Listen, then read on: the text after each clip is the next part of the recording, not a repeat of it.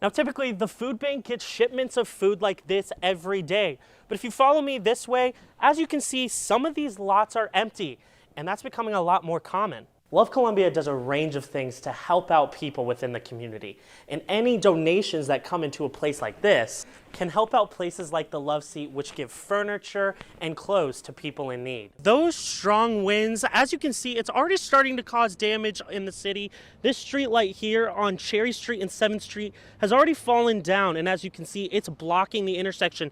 Nobody can go up and down 7th Street, but Lincoln students say these numbers mean nothing to them because the community here at Lincoln University is unlike any other school. But the Green Dot program are using these to help tell them. Blank t-shirts will go from looking like this to this, displaying the story of a victim. Today, Lake area agencies teamed up with the Missouri National Guard to host their first ever Johnson & Johnson vaccine event here at School of the Osage. It was very scary because I kind of knew something was wrong. It's an experience a college student should never have to go through.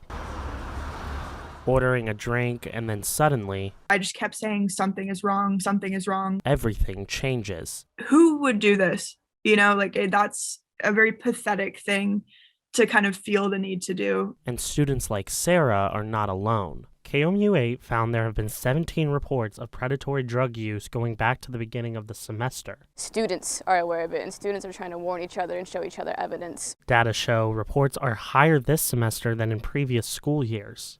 The 2015-2016 school year had 35 reports, and this semester reports are already halfway to that number with still an entire semester left to go. I feel like the data is clearly showing it's a rise and it's happening. Students say the university needs to do more. I don't think that the university is really giving any type of evidence that this matters to them. But the university says they are doing more than what students think. We're doing a lot. We're meeting with the bar owners. We're having conversations. We're putting out communications proactively about this early in the semester. When asked about the silence of the university, Basie says officials could do better. Your question about why have we not been more publicly communicating about certain things is a good point. And I certainly will have that conversation with other folks. Bars in town also tried to address the issue. Willie's and Fieldhouse hosted intervening sessions, while Silverball hands out cards testing for drug drinks. We can try to make all these resources as available as possible, but usually you don't look until you became a victim. Students and survivors. We have no real initiative to stop this. Wanting change. It started with an idea, and now it's a place for youth hockey players to have.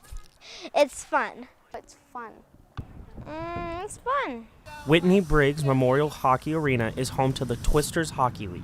Every year, the league cleans up the rink before the season starts. With COVID-19 canceling last season, the organizer says this year's cleanup was more work. We weren't able to have a season last year. So this is kind of build up from 2 years. Merhead turned to those closest to her for help first. If I'm allowed to help, I'll help because I feel like I should pitch in too. And others followed. One player says he was thankful to see so many people there. The fact that people from other small communities are coming out,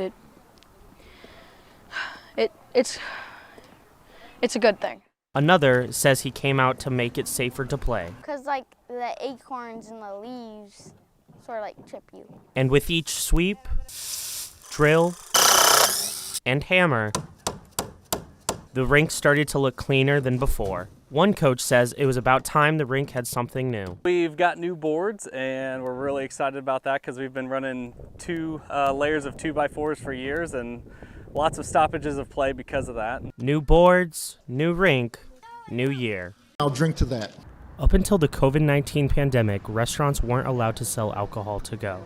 As restaurants slowly recover, lawmakers are pushing for a new change. So what this would do is make permanent the ability for restaurants to sell drinks to go, curbside rather, in a safe, secure manner. All those in favor vote yes, all those opposed vote no. Supporters of the bill believe that DWI numbers haven't changed since allowing alcohol to go. One lawmaker says other states have it in place, and so should Missouri. Historically, Louisiana and some other more party states, I would say, have already have these types of legislation. But while lawmakers are itching for a change, Mothers Against Drunk Driving is asking them to wait. We don't have all the data, and we shouldn't move forward with a law when the executive order could still stand still for this year. Now, this bill that will be voted on inside the doors behind me is going to affect thousands of restaurants across Missouri, including one right here in Moberly called Shady's. I got the chance to speak with the owner about how this particular bill will affect her business.